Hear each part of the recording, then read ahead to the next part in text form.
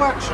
Pour ce petit module spécial signature, je vais vous présenter les caméras, le Steadicam et surtout les assistants caméra et les Steadicamers quand même. Ils vont vous présenter leur matos et vous parler un petit peu de leur métier. Puis ensuite j'aurai deux petites questions à poser à une invitée surprise. Merci Sandrine. Tu me repasses la caméra? Je sais que... Non. C'est la mienne quand même, je voudrais que tu me la rendes. Allez, tiens. D'accord. Alors, Sandrine Bonner nous filmait, mesdames et me filmait. Ça va Sandrine? Ouais, très bien. Bon, à tout à l'heure pour mes petites questions. Absolument. Salut Fred. Salut Hervé, ça va bien? Ça va et toi? Bah ça va pas mal. C'est une caméra 35 C'est une mm. caméra 35 mm. C'est la dernière caméra de chez Aton qui s'appelle la Pénélope, qui a la spécificité de ne pas faire de 4 paires, elle ne fait que le 2 et le 3 perforations. Et elle est plus légère que les Et elle est beaucoup plus légère que les Aricam Light que nous avions sur Pigalle. Ouais. Elle fait à peu près 5 à 6 kg de moins. Ouais. Donc c'est quand même un avantage assez important sur cette caméra. En termes d'électronique, il y a des choses en plus, des choses en moins? C'est à peu près équivalent, il y a peut-être un petit peu plus d'informatique sur cette caméra-là. Qu'est-ce que ça a changé sur les caméras nouvelle génération, l'informatique? L'arrivée de l'informatique? Eh bien, c'est comme sur les voitures, très souvent quand ça tombe en panne, ça vient souvent de l'informatique. C'est rarement la mécanique qui tombe en panne, c'est souvent l'informatique. Donc soit des bugs, donc la caméra ne veut plus démarrer, ne veut plus s'arrêter, ça arrive aussi. Est-ce que tu peux nous montrer les 3-4 grandes parties de la cam? Bien sûr. Alors, on a ici ce qu'on appelle le magasin qui contient à la fois la pellicule vierge et la pellicule impressionnée, puisque c'est un magasin de type coplanaire, c'est-à-dire les deux bobines sont sur le même plan. D'accord. On a ici... Ça a un avantage les deux bobines sur le même plan? Non, pas vraiment. C'est juste une question d'ergonomie. Sur cette caméra-là, il se trouve qu'il y a un système de balancier qui est propre à Aton, c'est-à-dire qu'au fur et à mesure qu'une bobine se vide et l'autre se remplit, il y a un système de balancier. Ouais. Ça. Donc du coup, pour le Steadicam, c'est assez intéressant parce que le centre de gravité reste toujours à peu près au même endroit. Ah, là, on a ce qu'on appelle le corps caméra, qui contient tout le mécanisme, c'est-à-dire l'entraînement de la pellicule, griffe et contre-griffe. Et c'est là-dedans que se forme l'image. Pile à l'endroit où il y a le trait jaune, là, c'est là que se forme l'image. Là, c'est la visée. C'est là que l'opérateur regarde pour cadrer. Donc c'est une visée de type réflexe. Donc on voit exactement dans la visée ce qu'on aura sur le film. On a ici l'objectif, interchangeable évidemment, avec une monture PL. Donc là c'est un 18 mm qui ouvre à 1.3 et qui ferme à 16. Là le parasoleil qui permet de mettre tous les filtres, notamment celui-ci. On peut en mettre jusqu'à 3, voire 4, voire 5. Ces petites lunettes d'ornithorynque qui s'appellent un cinétape qui permettent d'avoir une idée du point sur ce petit cadran. Voilà. Donc là, par exemple, le mur est à 2 pieds 4. D'accord. On a une HF de point qui est ici, de petit boîtier noir qui permet de faire le point à distance. On a un petit boîtier ici qui permet de renvoyer l'image en HF sur les moniteurs. Et j'ai la même chose ici, mais par câble, qui me permet de voir ce que le cadreur cadre. En même temps, je vois la même chose sur le petit moniteur qui se trouve ici. Parfait. Voilà. Écoute, tu veux passer, t'as une annonce à passer, une voiture à vendre, quelque chose? J'ai une annonce à passer, ouais, que tous les réals décident de tourner en 35 de paire. Nous, ça nous va très bien. D'accord. Allez. Bonjour Florian. Attends, j'ai un souci là. Une seconde. Dis bonjour à la caméra. Bonjour la caméra. Bonjour la caméra. Alors là, je vais recalibrer l'optique. J'ai un souci. Tu as un souci de quoi? Explique-nous en même temps que tu répares. Le souci. Non, Calibrage d'optique. Voilà, j'ai mon moteur qui a dégrené un peu. Alors du coup, je le replace. Dans le déplacement, ça a un peu bougé. Et je m'en vais de ce pas recalibrer mon optique. Attention, voilà, c'est magique. Ça y est, Ça y est, c'est en train de s'étalonner. voilà. On y arrive. Il repart dans l'autre sens. Hop, voilà. Les vitesses sont faites. Je vérifie si tout va bien. C'est parfait. C'est parfait? C'est parfait, je peux attaquer le point à l'œil maintenant. Eh bien, formidable. Tu es formidable. Ouais. Voilà.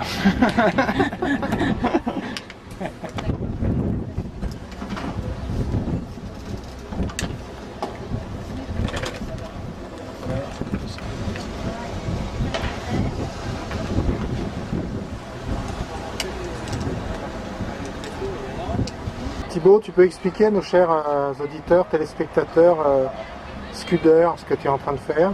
Ouais, alors ceci est une mire de point. Le gars il est là-bas au 180, donc très petite profondeur de champ, donc mire, point, 1, 2, 3, j'annoncerai, vous écouterez tout à l'heure, ce sera vachement bien. Salut Yvan. Bonjour, Tu vas bien? Dis-moi, qu'est-ce que tu nous fais là? Qu'est-ce que tu nous prépares de beau? Le Steadicam. Quelle est cette curieuse machine? En fait, c'est un système qui permet de porter la caméra sans que ton cadre ne bouge. D'accord. C'est-à-dire on travaille en fluidité en général. Alors, les quoi? Ça, c'est les batteries. Batterie, le moniteur. Ça, c'est le moniteur de visée. De visée, de la caméra, de la plaque, de fixation. Et ça, c'est le gimbal. Le gimbal. Le gimbal. C'est une pièce qui te permet de tourner à 360 avec le Steadicam. Et toi, après, tu vas avoir le costume d'Iron Man autour de toi. Qui est là. Qui est là. Vas-y, enfile-le. Montre-nous. Voilà. Et le gimbal, il va sur le côté. Voilà, le bras. C'est lui qui supporte tout le poids de la caméra. Voilà.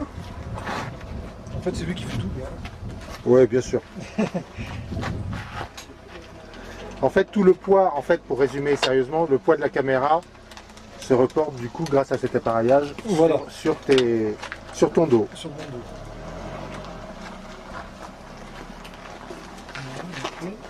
Donc la caméra virtuellement ne pèse plus rien ou quasiment plus rien. Enfin moins lourd en tout cas. Ouais, il est moins lourd. Voilà, la preuve, regardez. C'est la caméra. Voilà. Il faut le mouvement comme ça. Et là tu l'équilibres. Là, je l'équilibre. D'accord, c'est très sensible au vent évidemment. Ouais. C'est pour ça qu'on travaille toujours avec une machine ou avec un paravent. D'accord. Ça permet de monter la machine.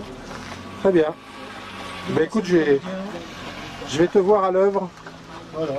À tout de suite Yvan. Là-dessus. Au revoir, Yvan. Au revoir Yvan. Adieu.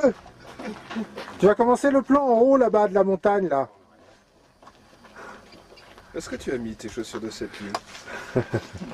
Action.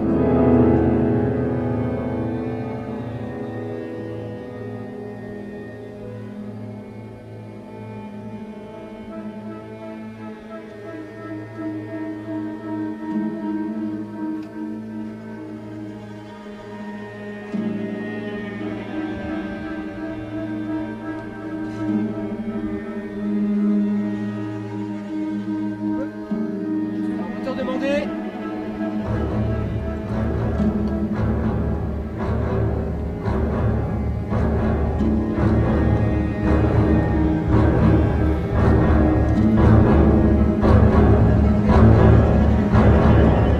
Action.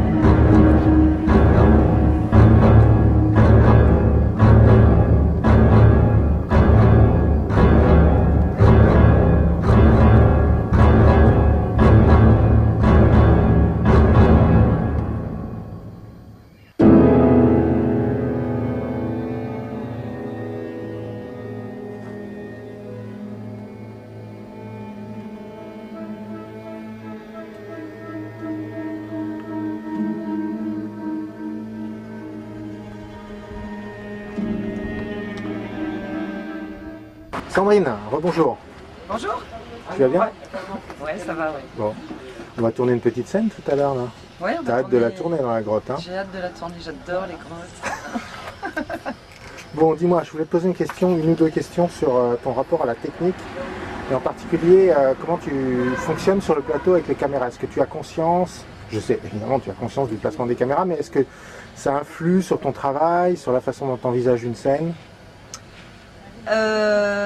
Oui, ça influe quand même. C'est-à-dire que quand on sait qu'on est en film en plan très large et que si on a une scène d'émotion à faire et quand on sait que la caméra se resserre, il vaut mieux quand même conserver entre guillemets l'émotion parce que voilà, c'est assez c'est beaucoup d'énergie quoi. Enfin après tout dépend des scènes, mais par exemple des scènes de je sais pas de pleurs ou de vrais drames où ça demande une énergie physique.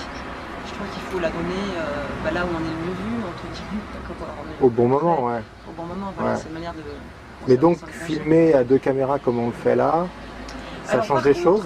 Effectivement, sur ton film, j'ai pas trop de notion de savoir comment je suis filmée parce que, déjà, ce qui est, comment dire, un peu, enfin pas perturbant parce que moi, au contraire, j'aime plutôt bien ça. Mais je sais que je suis filmée en très large et en même temps en très serré. Ouais. Donc du coup, là, tu joues avec le haut de tes cheveux jusqu'à tes orteils, quoi. Et c'est plutôt agréable parce que je trouve que dans le cinéma en général, et surtout le cinéma français, on est quand même très saucissonné, quoi. Où j'ai même l'impression que des fois on est presque en chaise roulante, c'est-à-dire on joue pas avec les pieds, quoi. Tu vas réaliser ton premier film l'année prochaine, Ouais. je crois. Oui, normalement si tout va bien, ouais. Normalement, si tout va bien. Est-ce que ça a changé, là aussi, le fait de savoir que tu allais réaliser ton premier film de fiction, après le film, le docu sur ta sœur, est-ce que ça a changé des choses, encore une fois, par rapport à la technique? Est-ce qu'il y a des choses que tu regardes, que tu regardais moins avant? Est-ce que, quand on sait qu'on va réaliser un film, qu'est-ce que ça change dans le métier de comédien? Voilà. Est-ce que ça change quelque chose? Oui, ça change un peu sur le fait qu'on a envie d'être déjà un peu de l'autre côté. Je suis plus observatrice depuis que j'ai fait ce film sur Sabine. J'ai l'impression de me positionner un peu entre les deux, c'est-à-dire que c'est comme de se rapprocher d'une frontière. On sait qu'on l'a pas encore franchie, mais on s'en approche doucement, on s'approche du mur, quoi. Et t'as plus qu'avant la tentation de dire « Ah tiens, moi je n'aurais pas fait comme ça ». Ça c'est le problème, c'est pour ça qu'il faut vraiment que je passe de l'autre côté pour savoir quelles vont être les difficultés. Parce que ouais, il y a mais ça doit être terrible alors, parce qu'il y a des scènes où tu sens que toi tu n'aurais pas fait comme ça, tu es intimement persuadé, parce que c'est ça être réel, c'est être intimement persuadé que tu as raison tout le temps. Donc ça dépend. Je pense que quand on tourne avec des mauvais, on se dit franchement, là, moi, j'aurais radicalement fait ça. Ouais. Après, il y a plusieurs options, c'est-à-dire que ce n'est qu'un regard à travers d'autres. Moi, je considère que faire de la mise en scène, c'est être au bon endroit. C'est avoir un regard. Chacun regarde comme il l'entend ou comme. Et même, par exemple, les questions de hauteur, toi qui es beaucoup plus grand que moi. Même si on regarde dans la même direction, ton regard sera forcément plus haut puisque ta taille est au-dessus de la mienne. Et toi, tu regardes des films en ce moment. Je vais regarder tel film pour au film que je vais faire l'année prochaine. Et quand tu commences à te poser forcément des questions de mise en scène, de choix de mise en scène. Oui, mais alors par contre, j'ai pas du tout envie d'être ni influencer, ni utiliser des références, parce que je pense que quand on s'appuie sur des références, de toute façon on fait toujours moins bien. Ouais. Parce que quitte à avoir des références, autant prendre des très bonnes. Ouais. Donc je pense pas avoir envie d'essayer de copier. Alors bien sûr, il y a des films qui m'inspirent, ou l'autre jour je t'ai parlé de ce film japonais, Still Walking. Ouais. Je ne suis pas allée voir ce film par rapport à mon film. Mais tu y penses en le voyant? Mais en le voyant, il y avait une évidence, ces cadres comme ça très fixes, avec ces gens qui passent et qui jouent à l'intérieur d'un cadre fixe. Je sais que c'est quelque chose qui m'intéressait déjà avant de voir ce film, mais en le voyant, ça a appuyé effectivement une direction dans laquelle j'ai envie d'aller. Ça te donne des envies de mise en scène? Ça me donne des envies de mise en scène. Et pour le coup, pour moi, la mise en scène, c'est aussi beaucoup justement des gens qui se déplacent dans un espace. Alors c'est à la fois la direction d'acteur, mais c'est aussi pour moi la mise en scène. Ça s'appellera comment? C'est un titre définitif que tu as ou pas? Oui, c'est un titre définitif, parce que je tiens dur comme fer. On a le droit de le donner? Oui, ça s'appelle J'enrage de son absence.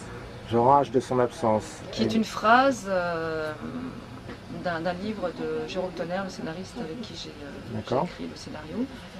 Et c'est drôle parce que c'est une phrase qui était dans un de ses bouquins, parce qu'il a écrit 2 livres. Ouais. Et c'est un livre qu'il a écrit sur sa relation avec François Truffaut, qu'il a connu quand il était enfant. Et cette phrase, avant même d'écrire le scénario, je me suis dit ça sera le titre du film. Ah ouais? C'est drôle, hein? Tu vois, autant il y a des films qui me... Enfin, j'ai pas envie d'être dans des références, mais par contre, les titres m'inspirent. Oui, d'accord. Ça imprime presque une direction artistique ou un style au film. Ouais, le fait d'avoir trouvé cette phrase, ça a donné d'autres choses. Ça a donné d'autres choses. Une atmosphère. Ouais. Bon, j'enrage de ton absence. Merci pour ta présence, Sandrine. De À rien. bientôt. Ouais, à très vite. À très vite dans la cave de Thomann. Ouais, en attendant, on va dans la grotte. Voilà. Ça va être intéressant aussi, la grotte. Ouais, ça va par être rapport super. à ce sujet. Allez, on y va.